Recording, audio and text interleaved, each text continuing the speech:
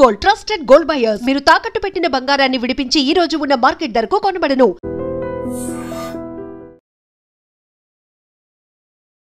నమస్తే, welcome to I dream inside politics with కవిత.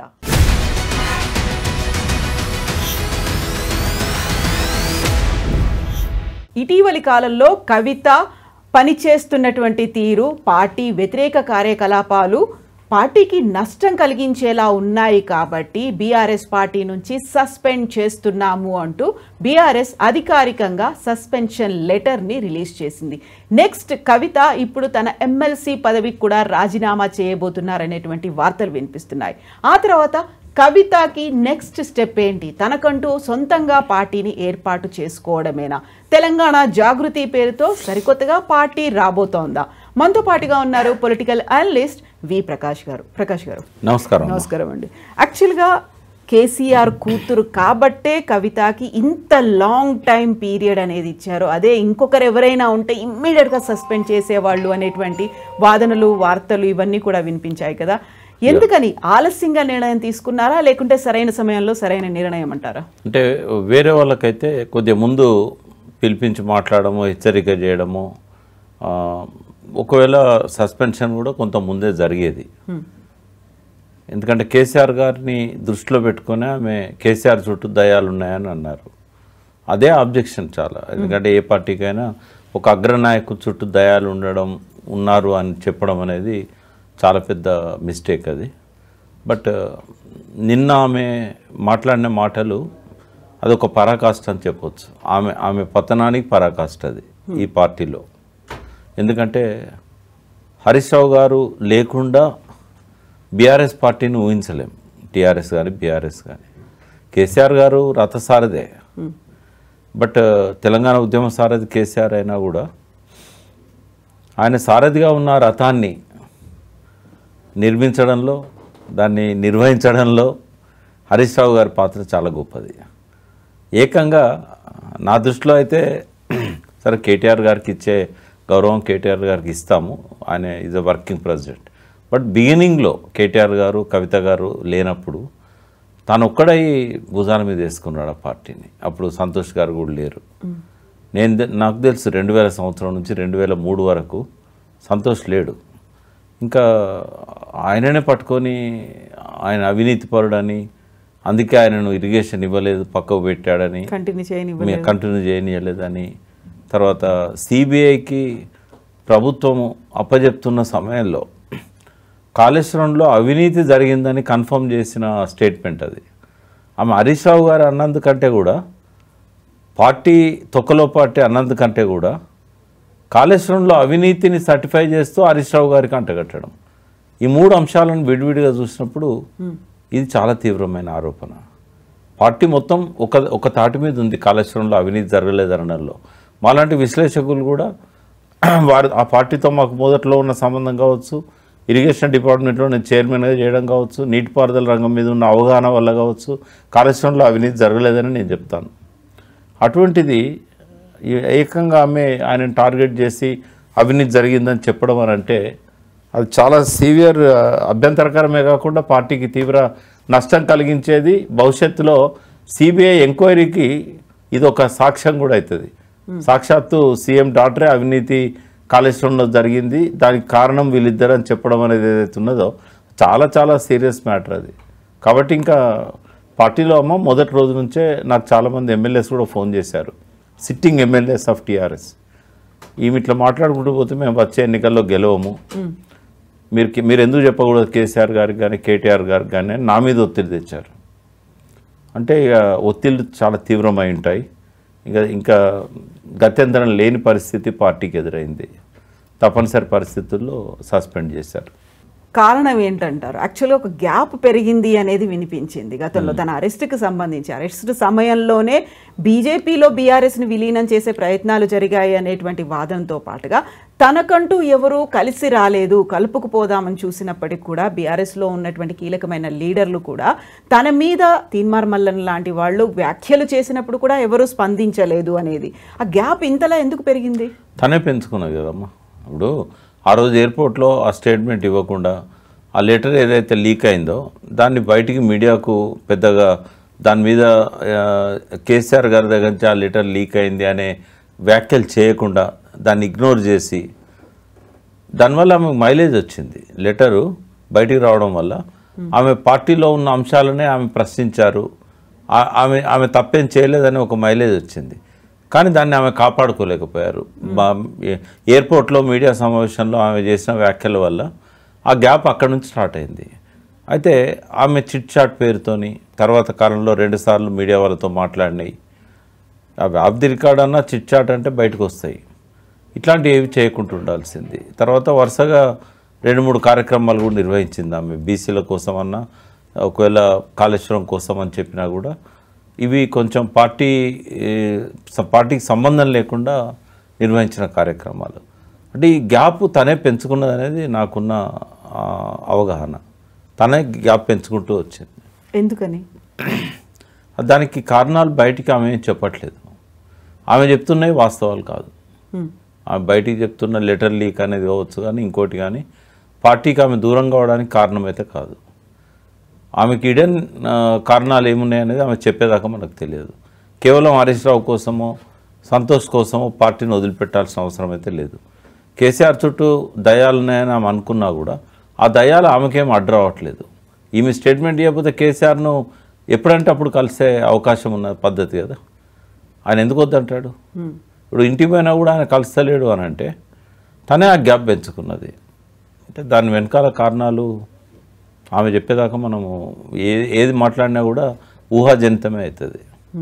కరెక్ట్గా elections టైంలో మన ఇద్దరము మాట్లాడుకున్నప్పుడే కవిత గురించి మనం ఒక పొలిటికల్ ప్రొఫైల్ అనేది చేసినప్పుడు మీరు ఒక మాట అన్నారు, కవిత చాలా మొండి పిల్ల, తను ఏమనుకుంటుందో అది ఖచ్చితంగా చేసి తీరుతుంది అని. ఆ జైలు నుంచి బయటకు వచ్చిన తర్వాత కూడా తను అదే మాట అంది, నేను చాలా మొండి ఘటాన్ని అనేటువంటి మాట. ఖచ్చితంగా ఒక శపథం లాంటిది కూడా చేసి చూపించారు. తను అరెస్ట్ అయినప్పుడు బీఆర్ఎస్ అంతా ఖండించింది. తను మళ్ళీ జైలు నుంచి బయటకు వచ్చిన తర్వాత అదే స్థాయిలో వామ్ వెల్కమ్ కూడా తనకి జరిగింది. ఆ తర్వాత జరిగినటువంటి పరిణామాల్లో అంటారు కదా, మనకి ఈ మార్పుకి కారణం ఏంటి, అంత సడన్గా ఒక స్విచ్, ఒక టర్న్ అవ్వడానికి కారణం ఏంటి అసలు? ఇవి సహజ పద్ధతిలో పరిణామాలు జరిగితే అనలిస్టుల అంచనాలకు అంతదమ్మా. సహజ పద్ధతిలో జరగడం లేదు. దీని వెనకాల ఒక ఏదైనా కాన్స్పిరసీ ఉందా? నేనైతే ఉన్నదని అనుకుంటున్నా. ఎవరు చేయిస్తున్నారు? ఇప్పుడు ఆమె వల్ల పార్టీకి నష్టం జరుగుతూ ఉంది. పార్టీకి నష్టం జరిగితే కొంతమంది లాభం జరుగుతుంది. ఎవరైతే ఈ పార్టీ అడుగుజాడలు లేకుండా చేయాలి, ఈ పార్టీని బొందబెట్టాలి, ఇట్లాంటి ఆలోచనలు చేస్తున్న వాళ్ళు ఎవరైతే ఉంటారో వాళ్ళకు ఉపయోగపడే విధంగా ఆమె చర్యలు ఉన్నాయి. ఆ వెనకాల వాళ్ళు ఉన్నారా లేదా అనేది కాలమే తెలుస్తుంది. బట్ తను వేస్తున్న ప్రతి అడుగు, తను మాట్లాడే ప్రతి మాట వాళ్ళకు ఉపయోగపడే విధంగా ఉన్నాయి. అంటే ఒకటి తెలంగాణ శత్రువులు, రెండవది కేసీఆర్ గారికి వ్యక్తిగతంగా శత్రువులు. మరి అటువంటి వాళ్ళకు ఉపయోగపడే విధంగా మాట్లాడకూడదు కదా. నేను ఆ పార్టీలో లేకున్నా కూడా ఒక దీపాన్ని గాలి కారిపోనీయకుండా కాపాడినట్టుగా నేను ఆ పార్టీని కాపాడినా కేసీఆర్ గారు తెలంగాణకు చేసిన మేలు ఎవరికి సాధ్యంగా తెలంగాణ తెచ్చిందనే ఒక కృతజ్ఞతతో ఆయన నాకు ఇంటర్వ్యూస్ ఇయ్యని రోజుల్లో కూడా నేను ఆయన మీద ఎన్నడూ మాట్లాడలే అగెనిస్ట్గా. ఓటమికి ఆయన కొంత కారణమైనప్పుడు కొంత కోపం వచ్చి అహంభావం అని ఇట్లాంటి పదాలు నేను వాడినా కానీ ఇవాళ ఒక టవరింగ్ పర్సనాలిటీ ఎవరు అంటే తెలంగాణ కేసీఆర్ గారే. సరే అధికారంలోకి వస్తాడా రాడా అనేది పక్కకు పెడదాం. బట్ ఆయన మీద నిందలు, బురద చల్లడం ఇట్లాంటి ప్రయత్నాలు ఎవరు చేసినా కూడా మాలాంటి వాళ్ళకు బాధ అనిపిస్తుంది. ఎందుకంటే సరే పెద్ద పదం అయితే కావచ్చు, ఈజ్ మై ప్రోడక్ట్ అని నేను చెప్పలేను, కానీ జయశంకర్ లాంటి వాళ్ళు సృష్టించిన ఒక గొప్ప వ్యక్తి ఆయనకు టీడీపీలో ఉంటే ఆయన ఎవరు పట్టించుకునే వాళ్ళు కాదు. ఆయన ఏ మంత్రి ఉన్నా కూడా పెద్దగా ఆయనకు పలుకుబడి పెరిగేది కాదు. ఆయన అంతకుముందు ట్రాన్స్పోర్ట్ మినిస్టర్ ఉన్నా కేసీఆర్ గారు ఎవరికి గుర్తు కూడా లేరు. తెలంగాణ నినాదమే ఆయన లేపింది. ఆ తెలంగాణ నినాదమే ఆయన నా పార్టీ అధ్యక్షునిగా రాణించడానికి సహాయపడ్డది. ఆ తెలంగాణ నినాదమే ఆయన ఎన్నికల్లో ముఖ్యమంత్రి కావడానికి కూడా కారణమైంది. కాబట్టి ఆ వ్యక్తిని ఎవరు దూషించినా పరోక్షంగా నోటితో పొగిడి నొసటితో వెక్కిరించిన నిన్న కవిత గారు మాట్లాడిన మాటల్లో ఆ తండ్రి కోసము అవసరమైతే తొక్కలో పార్టీ అంటే ఎవరి గురించి అయితే మీరు కాపాడాలని ప్రయత్నం చేస్తున్నారో మీ ప్రవర్తన వల్ల ఆ వ్యక్తికే నష్టం జరుగుతున్నప్పుడు ఆయన ప్రతిష్ట మంటగలిసిపోతున్నప్పుడు ఈ ద్వంద్వ విధానాలు ఏవైతే ఆమె మాటల్లో కనబడ్డాయో హరీష్ రావు మీద కాళేశ్వరం అవినీతిని ఆపాదించడం అంటే అది కేసీఆర్కి ఆపాదించడం. హరీష్ రావు మామూలు మంత్రి అనలా, కానీ ముఖ్యమంత్రి కేసీఆర్. సిబిఐ విచారణ సమయంలో సిబిఐకి ఇచ్చినందుకే అంత ఆవేశం కోపం నిజమైతే అదే సమయంలో హరీష్ రావు మీద అవినీతి ఆరోపణ చేయకూడదు. సమయం చాలు చేయాలనుకున్నప్పుడు ఎప్పుడైనా చేయొచ్చు కదా. మొన్న 24 గంటల ముందు హరీష్ రావు గారి ఇమేజ్ తారాస్థాయికి పోయింది. అసెంబ్లీలో 33 మంది 33 సార్లు గొంతు నొక్కాలని చూసినా కూడా కురుక్షేత్రంలో అభిమన్యుల్లా కొట్లాడిండు. ఈ టైంలో ఈ రకమైన కామెంట్ చేయడం అంటే, ఆయన ఇమేజ్ను భూస్థాపితం చేసే ప్రయత్నం చేయడం అంటే, ఎన్నుకున్న సమయం మాట్లాడిన మాటలు ఎవరం జీర్ణించుకోలేం. కాబట్టి సరైన నిర్ణయం సరైన సమయంలో ఆ పార్టీ తీసుకున్నది. ఇప్పుడు యాక్చువల్గా కవిత అరెస్ట్ అయ్యి జైల్లో ఉన్నప్పుడు కూడా ఒక కూతురు జైల్లో ఉంది కాబట్టి తండ్రిగా తను వెళ్ళి చూడలేకపోయారు అనేది ఒక ఎమోషనల్ అటాచ్మెంట్, ఒక ఫీలింగ్ అనేది అక్కడ కనిపించింది. ఆ తర్వాత జైలు నుంచి వచ్చిన తర్వాత తను వెళ్ళి ఫామ్ హౌస్లో కేసీఆర్ని కలిసిన తర్వాత మాత్రమే దెవర్ ఇన్ టీయర్స్. ఆ తర్వాత తను ముందు నుంచి చేస్తున్నటువంటి మా తండ్రి మంచివాడే కాకపోతే చుట్టూ దయ్యాలు ఉన్నారు అనే మాటతో పాటుగా సిబిఐ దాకా వెళ్లాల్సినటువంటి పరిస్థితి మా తండ్రికి కల్పించారు చుట్టూ ఉన్నటువంటి వాడు. అక్కడ తండ్రి మీద ప్రేమ ఉంది అనుకోవాలా, లేకుంటే అక్కడ వ్యతిరేకమైనటువంటి భావన ఈ చుట్టుపక్కల ఉన్న వాళ్ళ మీద ఉందనుకోవాలా? చుట్టూ దయ్యాలు ఉన్నాయని చెప్పిన తర్వాత కూడా తొలగించుకోలేనంత అసమర్థుడా కేసీఆర్? తెలియదా దయ్యం ఏదో మంచి ఏదో ఆయన చుట్టూ ఉన్న వాళ్ళని ఎట్లా ఉపయోగించుకోవాలనో? ఆయనే తెలంగాణ తెచ్చిన నాయకుడు. కానీ ఎన్నిసార్లు గెలిచిండో కౌంట్లెస్.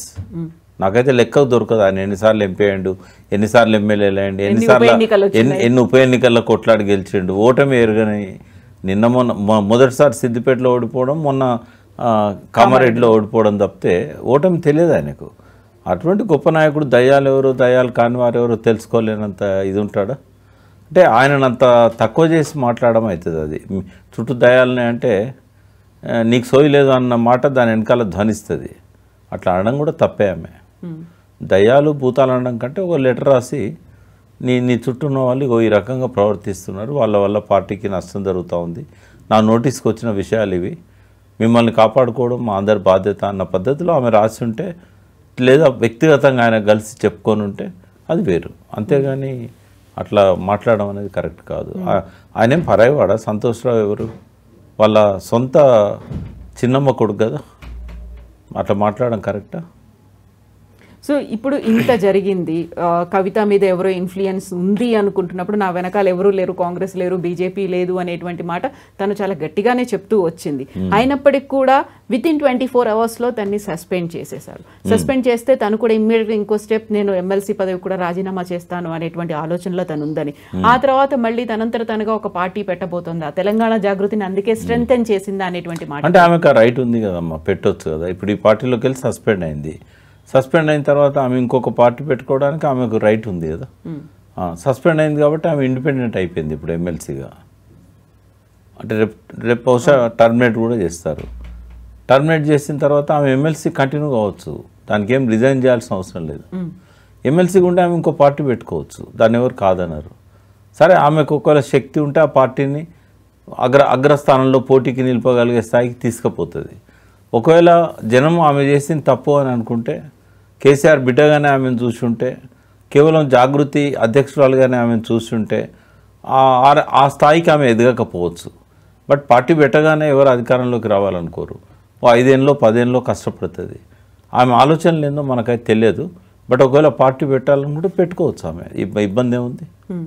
ఈ మధ్య కాలంలో విపరీతంగా వినిపించినటువంటి మాట తెలంగాణలోనే సరికొత్తగా ఒక పార్టీ రాబోతోంది అని. తీన్మార్మల్లన్న పెడుతున్నారా, లేకుంటే బీసీల తరఫున ఒక పార్టీ రాబోతుందా అనుకుంటే అనుకోకుండా తెలంగాణ జాగృతి రూపంలో ఇంకో పార్టీ రాబోతోంది అనేటువంటి విశ్లేషణలు కూడా ఉన్నాయి. పార్టీలు చాలా వచ్చాయమ్మా. ఇప్పుడు 1947 తర్వాత ఇంకా ముందు తీసుకుంటే 52 తర్వాత మొదటి పౌర ఎన్నికలు జరిగినాయి 1952 బూరుగుల రామకృష్ణారావు గారు. ఆ రోజు నుంచి ఈ రోజు వరకు నాకు తెలిసి ఒక 60-70 పార్టీలు అంటే ప్రముఖ నాయకులు పెట్టిన 60-70 పార్టీలు ఉంటాయి. మిగిలిన ఎన్ని పార్టీలమ్మా? మిగిలిన పార్టీలలో మనం చూస్తే ఒకటి తెలుగుదేశం, 2 టీఆర్ఎస్, ఇంకా వేరే పార్టీ ఏది మిగిలలేదు. అదివరకు బాగా బలంగా ఉన్న సిపిఐ, సిపిఎంఏ పతనం అయిపోయినాయి. మరి పార్టీలు పెట్టడంలో సంతోషం ఏమున్నది? ఆ పార్టీని నిలబెట్టుకోగలగాలి. ఆ పార్టీకి స్పేస్ ఉందా? ఒక కరెక్ట్ స్పేస్ ఉన్న టైంలో తెలుగుదేశం వచ్చింది, 9 నెలల్లో టార్గెట్ అచీవ్ చేసింది, అధికారంలోకి వచ్చింది. తెలంగాణ మాడిపోతున్న సమయంలో ఎక్కడ దొరికితే అక్కడ ఎన్కౌంటర్లు, రైతుల ఆత్మహత్యలు, పొద్దున్న లేవగానే పల్లెల్లో ఇనుప బూట్ల చప్పుళ్ళు, పొద్దున్న లేవగానే ఊరు వాళ్ళంతా పోలీస్ స్టేషన్ల పైరవీలు, ఇట్లా ఉన్న సమయంలో కరెక్ట్ టైంకి టీఆర్ఎస్ వచ్చింది. స్పేస్ ఉండాలి, పొలిటికల్ స్పేస్ ఉంటే ఏ పార్టీకైనా అవకాశం ఉంటుంది. ఇప్పుడైతే స్పేస్ ఉన్నట్టు కనబడతలేదు. కొంత ప్రయత్నం చేస్తే బీసీ పార్టీలకు కొంత స్పేస్ ఉండొచ్చు, కానీ ఇప్పటికిప్పుడు ఆ స్థాయిని భర్తీ చేయగలిగిన, ఒక స్పేస్ని కవర్ చేయగలిగిన నాయకుడు కానీ ఆ పార్టీ కానీ ఇంకా రాలే. వస్తే చూద్దాం, కానీ ఏమన్నా అవకాశం ఉంటే ఆ బీసీ పార్టీకి ఒక స్పేస్ ఉంటుంది, కానీ వేరే ఏ నాయకునికి ఏ పార్టీకి కూడా అవకాశం లేదు, ఇప్పుడు స్పేస్ లేదు ఇప్పుడు. సో బీఆర్ఎస్లో ఉంటూనే తెలంగాణ జాగృతిని బాగా డెవలప్ చేసుకున్నారు. ఇక్కడే కాదు, విదేశాల్లో కూడా శాఖలు, ఆ తర్వాత రౌండ్ టేబుల్ కాన్ఫరెన్సులు, లేకపోతే నిరసన ప్రదర్శనలు, ఇవన్నీ తనంతట తనుగా ఒక డిజైన్ చేసుకుని ముందుకెళ్తున్నాడు. ఇప్పుడు నిజంగా ఒక పార్టీ కనుక పెడితే తనకంటూ అడ్వైజర్లు ఉండాలి, రాజకీయ సలహాదారులు అంటారు, గురువులు అంటారు, ఇలాంటి వాళ్ళు ఎవరెవరు తనతో వెళ్తారు, తన దగ్గరికి వచ్చేవాళ్ళు ఎవరు అంటే ఏం చెప్తారు? జీవితంలో వివిధ పనులలో ఉన్నవాళ్ళు, వివిధ లక్ష్యాలను పెట్టుకొని పనిచేస్తున్న వాళ్ళు, అది పారిశ్రామికవేత్తలు కావచ్చు, విద్యార్థులు కావచ్చు, మీలాంటి యాంకర్స్ కావచ్చు, లేదా సినిమా నటులు కావచ్చు, రాజకీయ నాయకులు కావచ్చు, 100కి 97% ఫెయిల్ అవుతారు. ఎందుకంటే వాళ్ళ గురువు ఉండడు. ఒకవేళ ఎవరన్నా చెప్పడానికి ప్రయత్నం చేసినా వినరు. గురువు లేని విద్య గుడ్డి విద్య అన్నట్టు ఈ మెంటర్ అనేవాళ్ళు లేనప్పుడు జీవితంలో సక్సెస్ రాదు. మెంటర్ ఉన్నంత మాత్రాన కూడా సక్సెస్ రాదు. మెంటర్ సబ్మిట్ కావాలి, మెంటర్ చెప్పినవి ఫాలో కావాలి. బంగ్లామికలు దునుకోమని మెంటర్ చెప్తే బంగ్లామికలు దునుకాలి. ఎందుకంటే అంత లాయల్గా మెంటర్షిప్ తీసుకునే వాళ్ళు ఎవరైతే ఉంటారో వాళ్ళు కరెక్ట్ బాటలో ఉంటారు. బట్ కవితకు మెంటర్ లేరు, కవిత మెంటర్ మాట వినే రకం కాదు. ఆ మొండితనమే ఆమె నా మెంటర్షిప్ నుంచి దూరం చేస్తుంది. కాబట్టి మెంటర్షిప్ లేని వాళ్ళు సక్సెస్ కారు. అది కవిత కావచ్చు, ఈ కవిత కావచ్చు, ఏ కవిత అయినా కావచ్చు. మెంటర్షిప్ అనేది చాలా చాలా అవసరం. ఒక గైడెన్స్ అనేది ఉండాలి, ప్రాపర్ పాత్ వేసేవాళ్ళు ఉండాలి ఖచ్చితంగా. మెంటర్షిప్ అనేది ఇప్పుడు మీరు ఏ లక్ష్యం పెట్టుకొని అయితే ఉన్నారో ఆ లక్ష్యానికి ఇదివరకే చేరుకున్న వాళ్ళు మెంటర్గా ఉండడానికి అర్హులు. మెంటర్ని వెతుకోవడం చాలా ఇంపార్టెంట్. మనకు కరెక్ట్గా గైడ్ చేసే వాళ్ళు ఎవరు, గైడ్ చేసిన తర్వాత వారిని నమ్మి వారు చెప్పినట్టుగా పోవాలి అనేది ఆచరణ, ఇదంతా ఉంటే ఎవరైనా సక్సెస్ అవుతారు. సక్సెస్కి సమయం కూడా కలిసి రావాలి. అంతే. కేసీఆర్ గారు 2000 సంవత్సరం నవంబర్లో మెంబర్షిప్ బుక్స్, తర్వాత పాటల క్యాసెట్లు, జెండా అన్నీ పెట్టుకొని పూజ చేశారు. భార్యాభర్తలు ఇద్దరు కూర్చొని పండితుడిని పిలిచి కొత్త పార్టీ పెడుతున్నామని. వెంటనే ఆ పూజ అయిపోయిన తర్వాత మళ్ళీ ఆలోచించి సరైన సమయం కాదు ఇది, లోకల్ బాడీస్ ఎన్నికలు వచ్చినప్పుడు మనం పార్టీ పెడదాం. ఇప్పుడు పెడితేనో కేవలం తెలంగాణ వాళ్ళే మన పార్టీకి వస్తారు. అప్పుడైతే ఎన్నికల్లో ఉన్న ఆశావాహులు, అన్ని పార్టీలలో టికెట్ రాని వాళ్ళు కూడా వస్తారు. ప్రభంజనంలాగా అది సక్సెస్ అవుతాం మనం. కాబట్టి సరైన సమయం కాదన్నాడు, పక్కకు పెట్టేశాడు. అందుకే కవిత గారు పార్టీ పెట్టాలన్నా ఒకటి మెంటర్ కావాలి, రెండవ సరైన సమయం కావాలి, ఆ స్పేస్, తర్వాత సరైన నినాదం కావాలి. తెలుగు జాతి ఆత్మగౌరవం అనేది ఈ తెలుగుదేశం పార్టీని నిలబెట్టిన నినాదం. నాయకుడు కూడా ప్రజలందరికీ తెలిసిన నాయకుడు. కేసీఆర్ గారు ప్రజలందరికీ తెలిసిన నాయకుడు కాకపోయినా కూడా తెలంగాణ నినాదం తీసుకొని వచ్చాడు. కాబట్టి అందరం మోసాం. కవిత గారికి ఒక ఇమేజ్ ఉంది, ఆ ఇమేజ్ ఇప్పుడు మస్కబారింది. ఆ మబ్బులు తొలగిపోయాక మళ్ళీ ఆ ఇమేజ్ కొంచెం బ్రైట్ కనబడుతుంది. ఇది రాంగ్ టైం ఆమెకి, ఎందుకంటే ఇమేజ్ మస్కబారింది. ఆమె కడిగిన ముత్యంలాగా ఆ లిక్కర్ కేసు నుంచి బయటికి రావడం అనేది ఆ మేఘాలు తొలగడానికి సూచన అవుతుంది. సెకండ్ ఏంటంటే తండ్రిని కాపాడాలనే ప్రయత్నంలో తండ్రి చేతిలో సస్పెండ్ అయింది. ఇది కూడా నల్లటి మబ్బు లాంటిదే. ఈ టైంలో ఆమె ఒకవేళ తను ఒక ధ్రువతారగా వెలగాలి అని అనుకుంటే ప్రజలకు కనబడదు, ఎందుకంటే నల్లటి కారుమేఘాలన్నీ కమ్ముకున్నాయి. But it's the wrong time. ఆలోచన కూడా తప్పే. స్పేస్ ఆమెకి ఎక్కడ ఉందో నేను చెప్తా. ముందు ఆమెకు చెప్పాను 4-5 రోజుల క్రితం, ఇప్పుడు మీకు చెప్తాను. ఈ రాష్ట్రంలో నాయకత్వానికి ఏం కొదవలేదు. గల్లీ గల్లీకి ఒక నాయకుడు ఉంటాడు, జిల్లా జిల్లాకు ఒక ముఖ్యమంత్రి కావాలనుకున్న నాయకుడు ఉంటారు. 1947 తర్వాత ఈరోజు వరకు కొన్ని వందల మంది అగ్రస్థానాలల్లో మంత్రులుగా ముఖ్యమంత్రులుగా పనిచేసిన నాయకులు ఎంతోమంది ఉన్నారు. కానీ చరిత్ర వీళ్ళు ఎవరిని గుర్తుపెట్టుకోదు. ఎంతమంది ముఖ్యమంత్రులు ఉన్నా వాళ్ళు ఏం చేస్తారనే దాన్ని బట్టి వాళ్ళకు గుర్తింపు వస్తుంది. ఇవాళ స్పేస్ ఎక్కడుంది ఆమెకు అంటే, రాజకీయాల్లో చేయాల్సిన దానికంటే 100 రెట్లు బయట చేయాల్సినవి చాలా ఉన్నాయి. రాజకీయాల్లో కొంతమంది అనుసరిస్తారు, ఎక్కువ మంది తిడుతుంటారు. కానీ ఆమెకున్న స్పేస్ ఆమె కరెక్ట్ ఉపయోగించుకుంటే 4 కోట్ల ప్రజలతో నీరాజనాలు పొందుతారు. ఇవాళ ప్రధానమైన సమస్యలు సాంఘిక సమస్యలున్నాయి, ఆరోగ్య సమస్యలున్నాయి, పర్యావరణ సమస్యలున్నాయి, మట్టి విషతుల్యమైంది, నీళ్లు కాలుష్యం గురైనాయి, మంచినీళ్ళు పారాల్సిన మూసిలో మురికి నీళ్ళు పారుతున్నాయి, వర్షం పడితే హైదరాబాద్ అంతా కూడా సముద్రం అవుతున్నది, మన శరీరాలన్నీ కూడా మొత్తం నాశనం అయిపోయినాయి, ఎవరం కూడా ఆరోగ్యంగా లేము, ఉండే అవకాశం కూడా లేదు. తల్లి కడుపులో ఉన్న బిడ్డకు కూడా విషం ఇస్తున్నాం మనం, ఆ బిడ్డ పూర్తిగా బయటికి రాకముందే ఆమెకు విషం ఇస్తున్నాం. ఎన్నో అసమానతలు, ఎన్నో ఘోరాలు, నేరాలు, మూఢనమ్మకాలు ఇప్పటికీ కూడా మంత్రాలు చేసిందని తలగబెడుతున్నారు. పరువు హత్యలు జరుగుతూ ఉన్నాయి. ఇక్కడ ఏ నాయకుడు లేడు. ఇక్కడ బాలగోపాల్ పోయిన తర్వాత పౌర హక్కుల గురించి మాట్లాడేవాళ్ళు లేరు, మానవత్వం గురించి మాట్లాడేవాళ్ళు లేరు. ఒక అందెసి రాసిన పాటలోని మనిషే కనబడతలేడు. ఆ మాయమైన మనుషులు సరే చనిపోయారు. నేను అడిగే అందశ్రీని, నీ దృష్టిలో ఎక్కడో ఒక్కడు 100కో 1,00,00,000 అని అన్నావు కదా, ఎవరై ఉంటారన్న అంటే బాలగోపాల్ అన్నాడు. ఆ ఒక్కడు కూడా పోయిండని చెప్పాడు. అంటే నేను అనేది ఆదివాసీల సమస్యలున్నాయి. ఆమెమో జాగృతి పేరుతో చేయాల్సింది సాంస్కృతిక విప్లవం. అది ఆ స్పేస్ ఉంది, ఆ గ్యాప్ ఉంది. మీరు అన్నట్టు ఆమె పార్టీలో వచ్చి జాగృతిని బిల్డ్ చేయలేదు, జాగృతిని బిల్డ్ చేసి పార్టీలోకి వచ్చారు. ఆమెకు ఆ ముద్ర ఉంది, ఆ సమర్థత ఉంది. ఆమె చేయాల్సింది అది, రాజకీయం కాదు. ఇవి చెప్పారా తనకి? ఇవే చెప్పాను. ఏమన్నారు? నోటెడ్, నోట్ చేసుకున్నారు. నోటెడ్ అన్నా అని చెప్పింది. ఓకే, మీకే చెప్తున్నాను. ఇప్పుడు నేను ఎవరికి మూడో వ్యక్తికి కూడా చెప్పలేదు.